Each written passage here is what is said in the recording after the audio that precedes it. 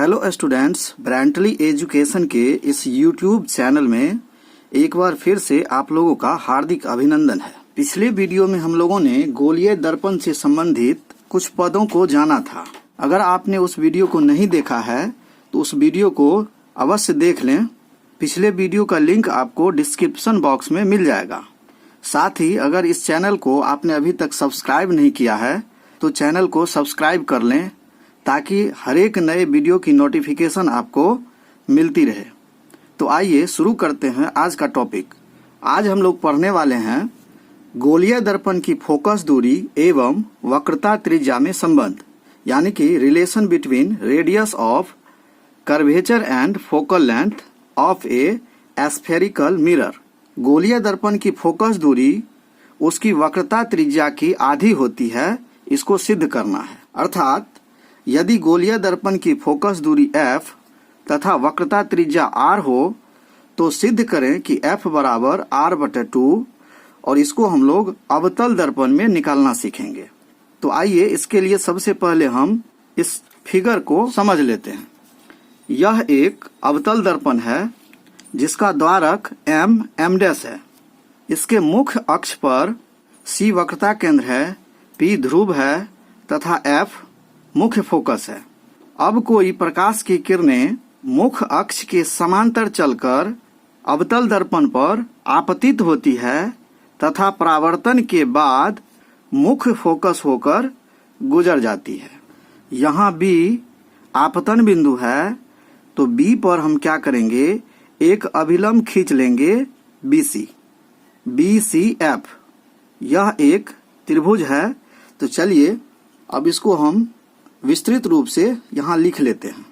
माना कि M' एक अवतल दर्पण है जिसका ध्रुव P है, वक्रता केंद्र C है। AB एक आपतित किरण है। यह AB एक आपतित किरण है जो अवतल दर्पण के प्रधान अक्ष के समांतर एवं निकट है। यह प्रधान अक्ष है और यह इसके बहुत ही निकट है। परावर्तन के बाद मुख्य फोकस F से गुजरती है।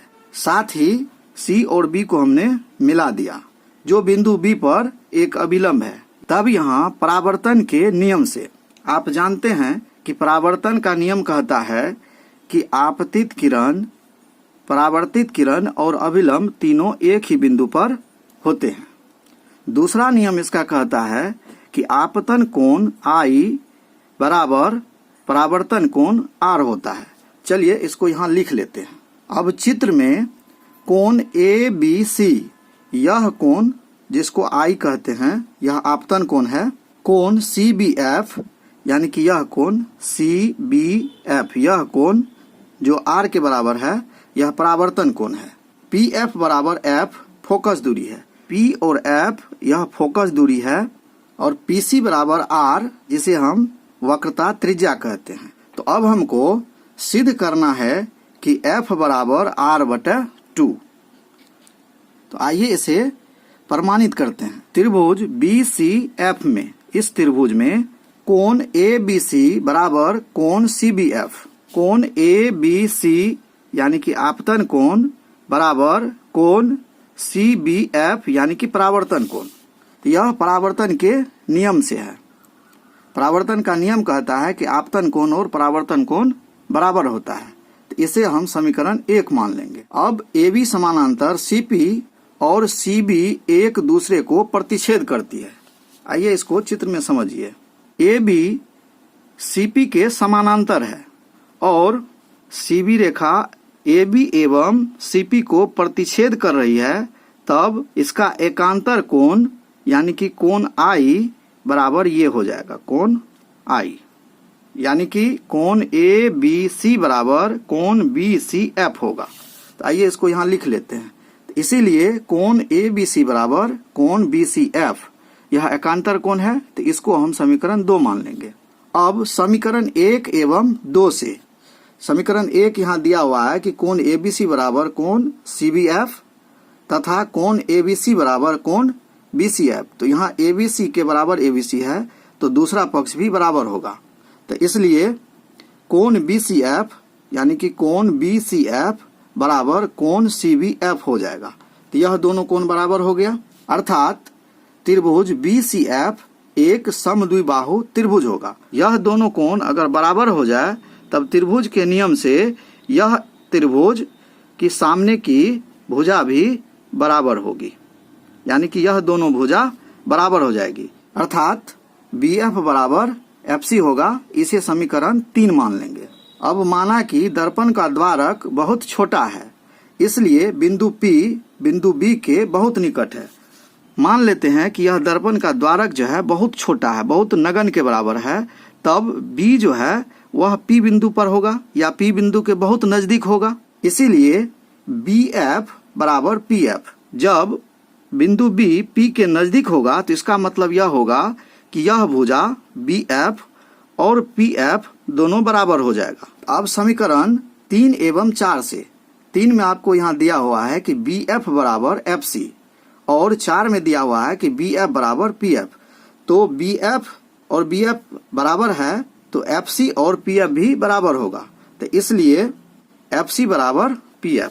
जब बिंदु B P के नजदीक होगा तब यह भुजा BF बराबर हो जाएगा PF, यानी कि यह दोनों भुजा भी बराबर होगी, यह भुजा इसके बराबर हो जाएगी। अब यहाँ आप PC को क्या लिख सकते हैं, तो PC 2 भागों में बटा हुआ है, यानी कि PC को हम लिख सकते हैं FC प्लस PF, यानी कि इस दोनों भुजा को जोड़ देंगे तो यह PC के बराबर हो जाएगा। यहाँ भी हमने यही लिखा है कि PC बराबर PF प्लस FC।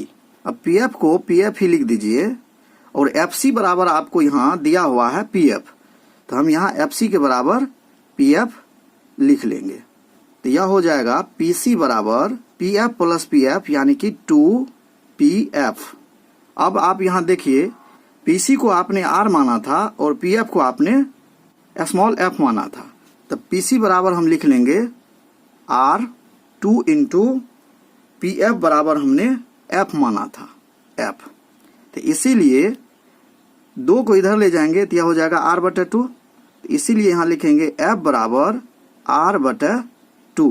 हमको यही सिद्ध करना था तो यह सिद्ध हो गया। तो अतः आप यहाँ लिख लीजिए कि अवतल दर्पण की फोकस दूरी वक्रता त्रिज्या की आधी होती है। तो इस तरह से F बराबर R/2 सिद्ध हो जाता है। तो उम्मीद करते हैं कि आप गोलीय दर्पण की फोकस दूरी और उसकी वक्रता त्रिज्या में संबंध को समझ चुके होंगे। तो आज के वीडियो में बस इतना ही, मिलते हैं फिर अगले वीडियो में। पूरा वीडियो देखने के लिए आप लोगों का धन्यवाद।